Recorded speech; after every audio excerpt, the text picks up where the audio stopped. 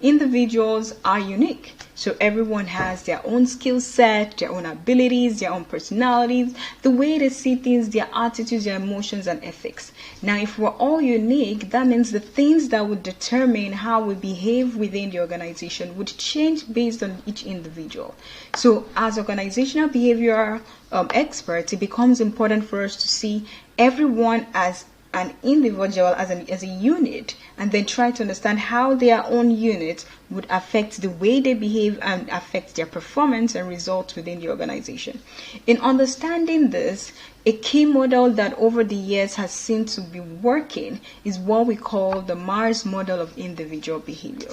So what Mars model of individual behavior is saying to us is every individual within the organization has a lot of characteristics that will determine how they behave. Now, the end goal or the end result that we're looking at, or the dependent variable, is the individual behavior and result. So how can we explain the way people behave within the organization?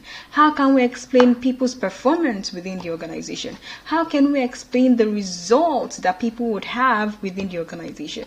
This is all determined by all of this. So it is determined by the motivation of the individual. It is dependent on their ability. It is also dependent on their role perception, how much they understand their job, and all within the context of situational factors, which says what are the things outside their own person that would affect their behavior.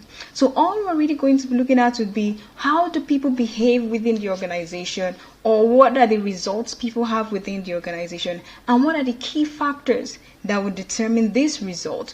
If we understand these factors, it becomes easier for us to understand people, predict what they would do, and then at the end of the day, influence the way they would act within the organization. So the Mars model has encompassed all the different characteristics of individual behavior and results within organizations and broken them down into key variables that would help us go through them one after the other to easily understand, predict, and influence people. So we're going to first start with individual behavior and results, which is the offshoot, which is where we're going to. So the question is, how do people behave within the organization? What are the key characteristics of behavior or performance or results within the organization? And what Mars model and every other form of model will tell us is usually within the organization there are 5 behavioral patterns that people would show.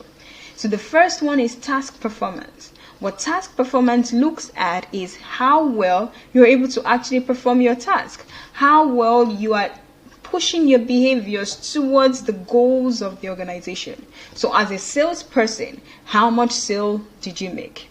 As a marketer, how much of the branding or how much of the marketing did you actually work on?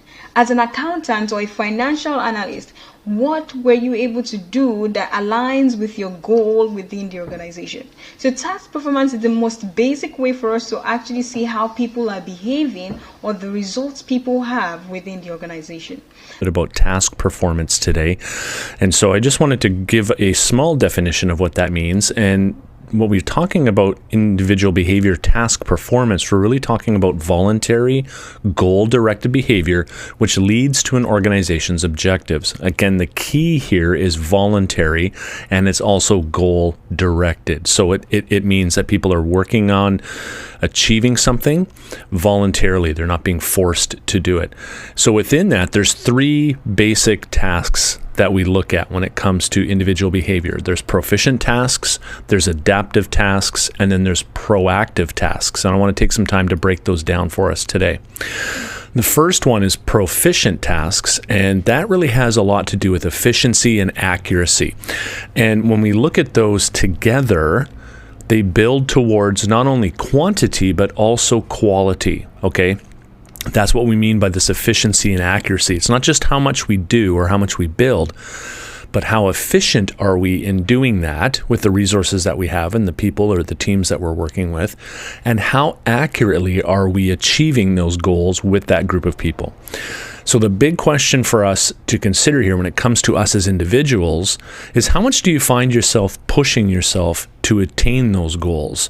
Because that will be a measure of how much you are engaged in the process when it comes to proficient tasks. How much do you find yourself pushing yourself. Now, the second one that I want to talk to you about today is called adaptive tasks. And what we mean by that is that it's an alignment of thoughts and behaviors to align to a new or changing environment. And so open systems thinking comes into play a little bit here, because when we are working within an open system, or our organization is susceptible to the environment, we call that an open system.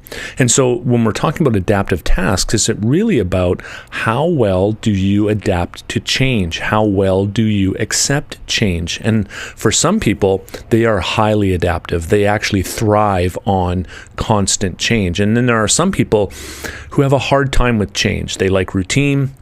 They like stability. They like long-term clarity, tending to lean towards a more stable environment. And so the adaptive tasks may be a little far out of their reach. And so the big question here for us to consider is, how well do you respond to change? Changes in your environment, even changes to your duties. And those can happen within moments. Those can happen many times during the day, or it can actually happen to a big project that you're working on. So when we're talking about individual behavior, we're also looking at this adaptive task piece. The third thing that I wanted to talk to you about today was the idea of proactive tasks, this taking initiative. And we talk about taking initiative to really address two things: to introduce something or to anticipate something. And so when we're talking about taking initiative in an organizational behavior context, you are scanning the environment, you are adapting to those changes, and through those tasks, you're beginning to introduce new thoughts, new patterns, maybe even a new system or a new framework or a new lens, and you're also anticipating what may happen. And so you're taking a look at trends, and you may be forecasting down the road. The idea for both of these rests on the bias for change. And that's not just about yourself.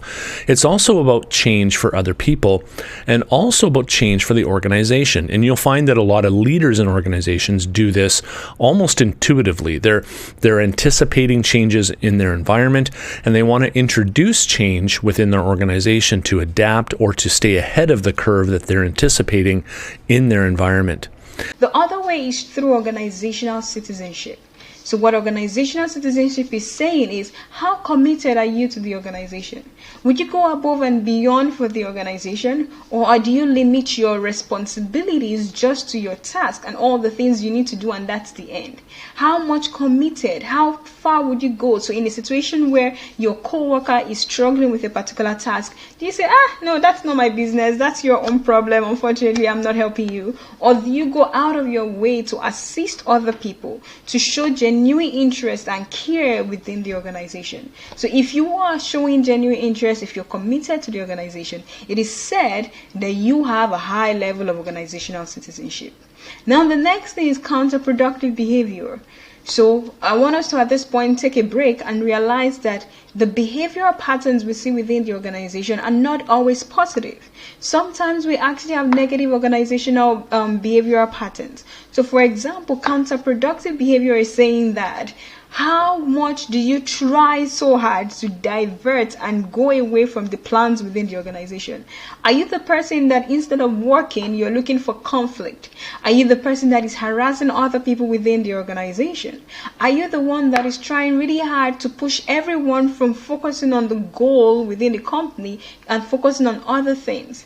If that is the case, that is a behavioral pattern which is as a result of several factors which we're going to look into just after this slide. Now the next thing is your ability to join or stay within the organization. That is also a behavioral pattern. If you like the company you're working with, if you feel like you have enough motivation, if you have the ability to get the work done, if you have an understanding of your roles, and everything is working really well for you within the organization, chances are you would stay longer.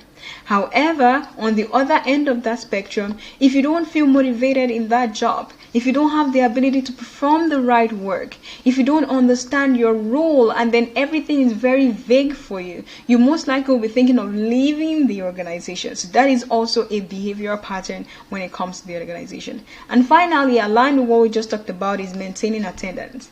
When a person feels motivated, when a person understands their role, when a person feels like a part of the organization, most likely you you'll be very present at work. So you're the person that will be working even on holidays. You're the person that will be working over the weekends because you genuinely have a positive outlook of the organization. On the other end of that spectrum, when we don't feel a connection, when we don't feel like we enjoy our job, when we don't really think our organization and our values align, we most likely would be trying not to attend work. So you are the one that will start calling in sick every now and then. Even when you come into the office, you probably will not always be at your desk. You would not be as outgoing or be out there when it comes to the workplace, because really at that point you're just doing this because I don't have any other job, so what else can I do? So maintaining attendance, being present both physically and mentally, are also behavioral patterns that we'll see within the organization. Types of individual behavior. So this is a type of individual behavior that you will tend to see in organization. Number one is task performance. So what is task performance? It's goal or directed behavior under the individual's control that support organizational behavior objectives. So employees that has high task performance, they will focus more in their work. They will do a lot more, they will become much more efficient, they will become more effective, while employees that has low task performance, they wouldn't focus more, they will lazy around, they will not do their work properly. So you can take a look example there. Concern for work matters, no delay, punctuality, participative and contributive. That is example of good task performance, while bad task performance are basically the opposite of all of them. Yeah. Next, organizational citizenship. So I think from the word itself, I think it's really clear, because citizenship means that you are really a part of the organization. Means when you go to work, you don't really feel that you're a foreigner. You really feel that you're one part of the organization rather than someone else that you don't know, that you work together. So you are part of a family, you're part of a citizen, and you're a citizen of that particular organization. You can take a look at this, helping the needy, innovative, giving ideas for improvement, aware, concerned, willing to help. Because when you're a citizen of that organization, you are willing to help other people to achieve the same thing as what you are trying to achieve. So that is being to say that you are being part of the citizenship. As well here, counterproductive behavior. You can take the corruption, inappropriate communication, harassing co-workers, creating unnecessary conflict, drama lah. Yeah, I believe so. Yeah, so this is another behavior as well. I think it's very clear. Joining and staying with the organization. So either you want to stay with the organization or you want to leave. I mean to say, if another company is offering you a job, you will straightforward jump out of the boat and join that organization. So this is whether you want to join or stay in the organization. That is the kind of behavior. So if you want to stay in the organization, regardless how many better offers that you get out there, you will stay because you are loyal with the organization. Maintaining work attendance, maintaining work at required times, low in absenteeism, high in presenteeism as well. Yeah, so you need to show that you are performing well. Just like I believe some of you right now are doing work from home, so those are good example of showing that you're having or you're doing good attendance in the workplace at your home. Now, having understood this, I want us to see what are the things that usually would influence these behavioral patterns that we've talked about. And this is the core of Mars model, because Mars model is saying individual behavior, results, performance, etc. within the organization is determined by your motivation, which is how willing you are to work within this organization, the drive, the intensity, the persistence to work within the organization, your ability, that's actually being able to do the job, your role perception and understanding of your job. So these are internal, and then in the external part, situational factors, which are things that are outside your control. So Mars model is saying that there are two key characteristics that will determine the individual behavior within the company. There are things that are internal, based on you as an individual, and then there are things that are external, which is more or less in the environment in which you're operating in. So all of this we're going to look into in the next slide. So this is just a breakdown of the Mars model.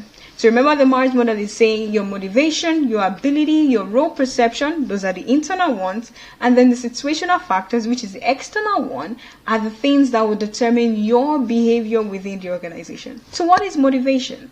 Motivation is just your force, your voluntary choice in the matter. So how much direction are you putting into the organization? What is the path that you're going to? What is the goal you're trying to achieve within the organization? Intensity is how much effort you're actually putting to this goal. And then persistence is pretty much keep moving regardless of what is happening at any given time. You are still persevering to get the work done. So for example, my goal is to ensure that you understand everything concerning individual behavior, team behavior, and organization units within the organizations. I said organization twice. So that is my goal, to make sure that at the end of this course, you are better off than you were when you came in. So now the question is, how much intensity am I putting into getting this goal? So for me, I know the direction, which is getting you guys to be the best at the end of this course. Intensity is how much energy and effort am I putting in. So how many hours am I putting into teaching? How many hours am I putting into creating slides? How many hours am I putting into video, recording all of this? How many hours am I using into having engagements, conversations in the classroom, discussions that will help you align with the goal at the end of the class? Persistence is how much I keep pushing. So in the first week, I might be very eager and willing to teach you. By the second week, yeah, I still have the energy. But what happens by the 5th week? What happens by the 10th week? What happens by the 12th week? Do I still have the same energy to keep pushing regardless of what is happening? That is what motivation really looks like. And then from your own perspective, let's assume as a student, for example, your motivation is maybe I want to get an A in this class. So you already know what your direction is. How much intensity, how much effort are you putting into this? How many hours are you studying? How many hours are you going through materials? Are you actually coming into class even when you don't feel like coming into class? Then persistence is how much you keep going to ensure you achieve your A. So after the 7th week, do you get tired and stop reading as much? By the 8th week, do you get really tired and stop coming into classes? That is all motivation. So a simple way I always think about motivation is, what is that thing that will make you wake up in the middle of the night and stand up and actually get to work? What is that thing that will make you stand up even when you're really, really, really tired and still keep going within the workplace? That is what motivation pretty much means when I think about it. All right. Now, the next thing is your ability. So in as much as motivation is very important, it's great for us to be motivated. If you actually don't know how to get the job done, there's almost nothing that you can do. So think about a salesperson. And in a salesperson, you probably want to have certain skills. You want to be able to speak to people. You want to be maybe a little bit extroverted, which is a personality. You want to be outspoken. You want to be assertive, because those are the skills and abilities that you need to actually get the job done. Now, if unfortunately you are an introvert, if unfortunately you don't like speaking to people, if unfortunately you don't have the verbal comprehension to actually engage in conversations, no matter how motivated you are, no matter how much you are persevering, chances are you might not be so successful at the job. So it's always important that we have the right ability, because when we have the ability, then we can actually achieve our job, or we can actually have a great performance in the workplace. So in this, talking about ability, there are several things that we can do to change around our individual ability, or the ability that people have within the organization to achieve the task.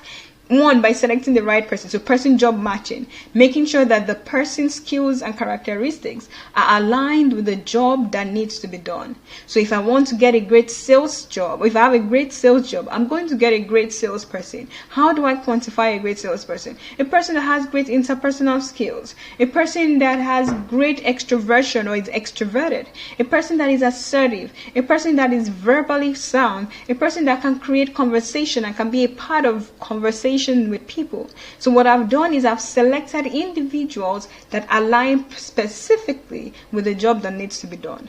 You can also do create a better person job matching by developing the people, by training and development. So if I know that you have the motivation but you don't have the right skills to be a great salesperson, maybe I can train you, take you through different classes or conversations just to make sure that you are aligned with the job that needs to be done. And then finally, by redesigning. So if I realize that this particular person is a great asset to the organization but they don't have the right skill set for the job I wanted them to be, maybe I tweak around the job to fit more into the skill sets that the person has. So that is what ability pretty much talks about. It's believed that until you have the ability, which is the learned capabilities, and then the aptitude to get the work done, you most likely cannot actually get the work done. Then role perceptions. While it's great to be motivated, while it's great to have the ability, if you actually don't understand what your job is, you most likely would not perform well. So if you don't understand where your assignment is from, if you don't understand what assignments you have at the beginning of the term, if you don't understand what is expected from you at the beginning of the term, you most likely will not be able to get the job done. So it's important that in determining how well a person acts or how well a person behaves or their performance within the organization, the clarity must be there in terms of their role perception. They must be able to understand their task and be accountable to the consequences. They should understand priorities. So which one comes first? Which one do I need to address first? You probably want to address a customer's complaints or concerns before you address things that are internal. You also want to understand the preferred behaviors, what is expected of you as an individual, because that will determine how effective you might be within the organization. Then situational factors, like I said, are things that are outside your control, your short-term control within the organization. So things like time, budget, facilities, which can be constraints. So I want to be an amazing salesperson, but I don't have a budget. I don't have a phone budget. I don't have a transportation budget.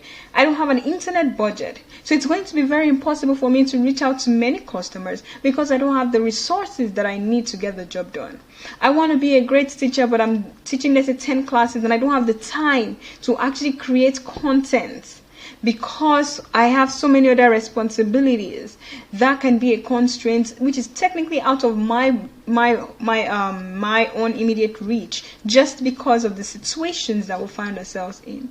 Or through cues. So for example, within the organization, we want to have people that are more safety conscious. And so for us to create that safety or safety mindset, what we would do is have signs and posters around the organization so that people can always remember, oh, I need to do this. Or you want to create an organization that is health conscious. So if you go out right now where we're trying to create a society that is health conscious, wash your hands, wear your mask, use your hand sanitizers. You'll see posters everywhere which is saying, wash your hands, use your mask, use sanitizers. So in that situation, even if I forgot to use sanitizer, the minute I see the posting, it already triggers something in me and will lead me to actually behaving in the way that the government wants me to be able, the health officials want me to behave, which is by using sanitizers. So with cues, we're really much just saying that what are the things within our environment that will determine the way we behave within the organization. So that is the Mars component of the model. Now the next part we want to look at are the things that will lead to motivation, ability, and role perception. So I'm just going to go back a little bit here. So remember here, so we've gone through in what motivates people is your values. So your values will play a major role in how motivated and what would motivate you. Values tell us what we ought to do. They're pretty much the things that we hold in the highest esteem, the things that will make us wake up in the morning. I'm going to do this because I value my family. I need to save up some money because I want to go on a vacation. My values are I want to go out, I want to experience the world, I want to just live life. Those are the things that I value in life. So they serve as a moral compass that will direct our motivation and potentially our decisions and our actions. Now, a key thing we should always talk about is what we call values congruence. So when you work within an organization, you are happiest, you are more motivated when there's an alignment between your values and the values within the organization. However, if there's a disconnect, that's a major issue because over a period of time, you probably will not feel as motivated, you probably will not understand where your roles are, and you might not perform really well within that organization. So it's always important that you're working within an organization where there's a similarity within your values and the values of the organization, or you're working in a team where there's an alignment between the values that you have and the values that the team has, or even between your friendships, the people that you find your best relationship with are the ones that you all value exactly the same things, or you value very similar things. Now, in understanding what values we have, there's what we call the Schwartz values model. And what Schwartz did is to categorize all the values, well, not all, but key values that people have into 10 major categories. And these 10 categories are divided into 4 different quadrants. So what he's looking at is how we are motivated as individuals, the things that we hold in high esteem, and how that would affect us either positively or negatively in the places that we work, or in our behavioral patterns, in our performance, etc. So the 4 different categories that comes up in Schwartz values models are: 1, openness to change; 2, conservation; 3, self-enhancement; and then 4, self-transcendence. So under openness to change, we're looking at how much a person is motivated to pursue innovative ways. So under openness to change, if you look at it, that's the top left quadrant. You're looking at things like stimulation, self-direction, hedonism. Those are key things that a person that has high openness to change values. So I want to be motivated by innovative things. I want to pursue things that are outside what is expected of me. I am more aligned when it has to do with stimulating things that engage my brain. Or in terms of self-direction, I would rather do things that I want to do, not necessarily what is expected based on tradition, etc. So if those are the key things that you value, that means in terms of your value cluster, you're more in the openness to change cluster. Now we have conservation. Conservation is the direct opposite of openness to change, which is the right bottom, the bottom right of the circle. So conservation is the person's motivation to perceive or preserve the status quo. So there are people that are not necessarily open to change. They don't want to be self-directed. They rather would conform. They want to follow tradition. They prefer security. So I know that my job gives me a good benefit. I know it's giving me a good retirement plan. That's all that matters. I don't care if my salary is not high. I don't care if I don't enjoy the job. I'm just focused on security, and that is what is most important to me as an individual. Tradition, there are people that are more aligned with, this is what has been done. My father's father was an accountant. My great-grandfather was a financial analyst. My brother, sister's uncle was a lawyer that had to do with finances. And so I believe that it is in our blood to be financial analysts. And even though I hate finance, even though I hate money, I'm sure there's nobody that hates money, but even though I hate all these things, because I like tradition and I will follow tradition, these are the things that I would do. So that's another quadrant of the values. Now the other part is self-enhancement. So self-enhancement is the bottom left of the circle, and self-enhancement is how much a person is motivated by self-interest. So what are the things that motivate you? What are your value system?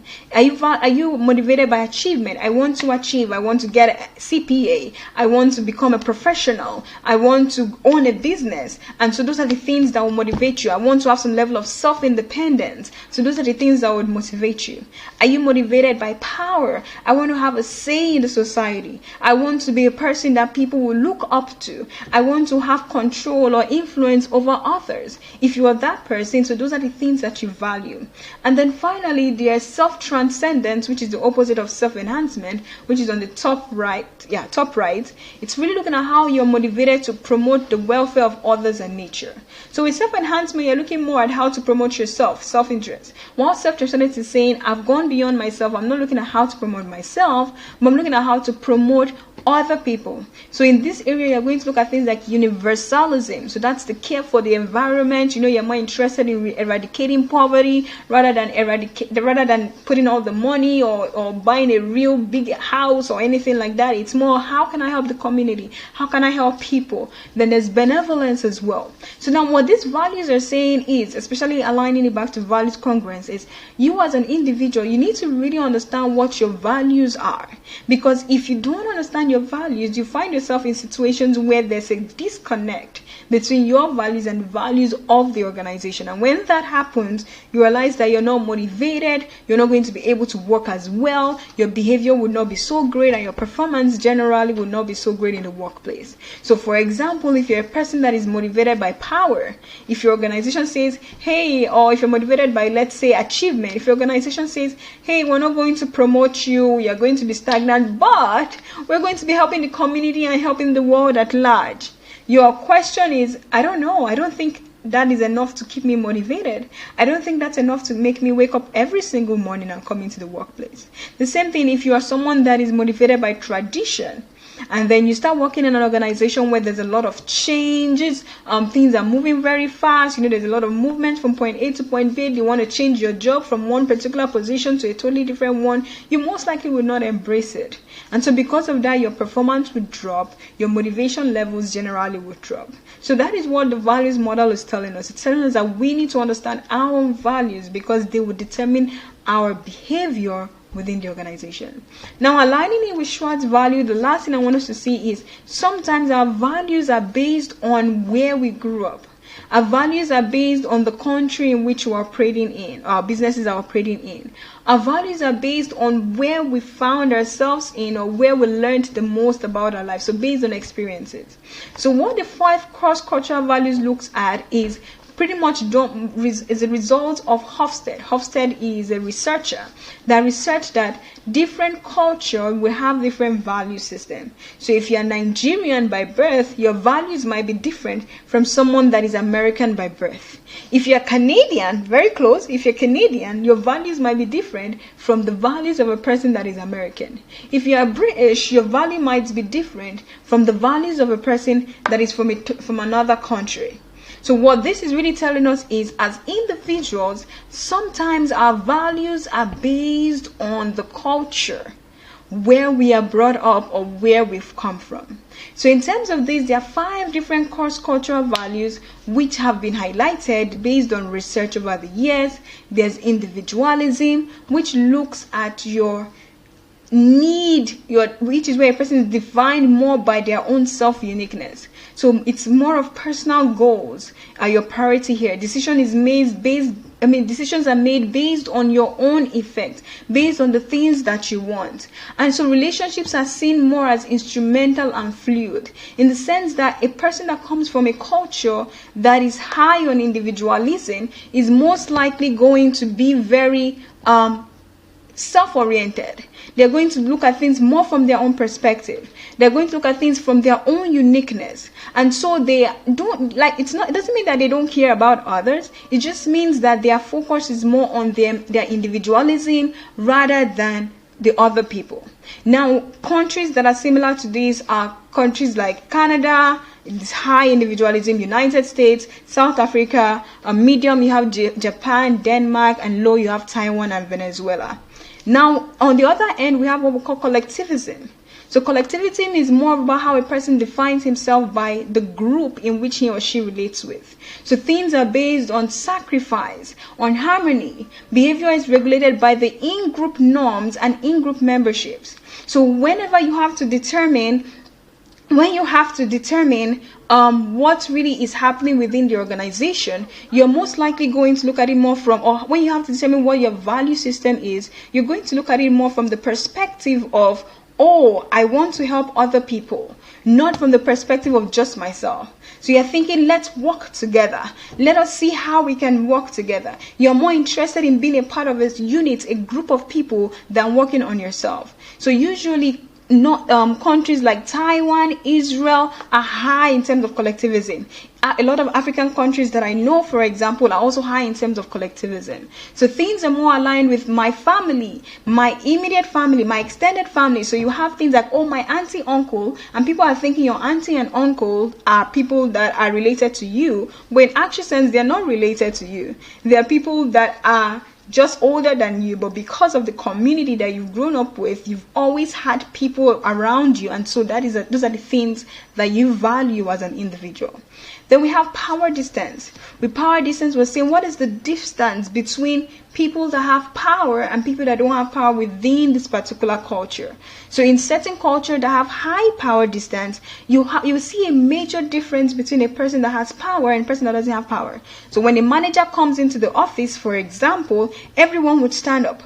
Everyone is very respectful. Oh, sir. Oh, my. Yes, ma. There's always some level of respect. When you see a governor, for example, that is operating in a power distance country, he's going to always have security details with him. He cannot walk on the road like a normal person, just because in those countries, a way to differentiate people is based on the power that they have.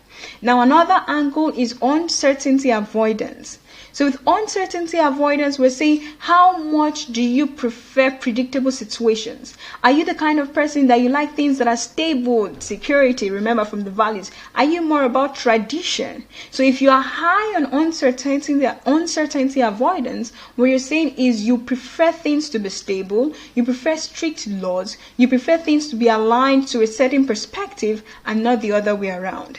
Now, finally, in terms of cross-cultural values, there's achievement orientation. So how much are you focusing more on outcomes, focusing more on contribution, focusing more on getting things done rather than emotions, rather than empathy, rather than equity, or rather than relationships? So in different countries, people have different focuses based on the general culture that they have.